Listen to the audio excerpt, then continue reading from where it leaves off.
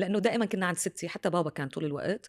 لعمر 3 سنين، لأ sorry 4 سنين، 4 سنين طلعت على أبو ظبي. كنتِ محمّسة إنِّك جاية على أبو ظبي إيه، عند والدِك؟ لأ. أبدًا، وأنا أول ما وصلت أبو ظبي كان شعري كتير curly هيك وعبي وطويل.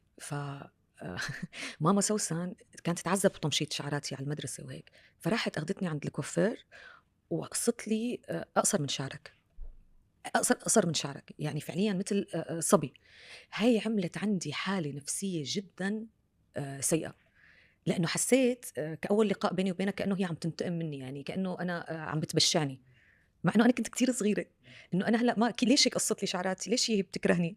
بس هي بتقول لك أنا لو ما عملت هيك حرام شعرها حيخف وشعرها، وهو اللي قوّى لي شعري على فكرة. يعني هي تاني صدمة، إيه. اللي هي إذا بدِّك المشاعر اللي كانت تولد بعد فراق الوالدة لمّا إمم. تسافر، والصدمة اللي أكلتيها صدمة، لمّا إيه انقص تروما، شعرها. صار عندي تروما. لمّا كان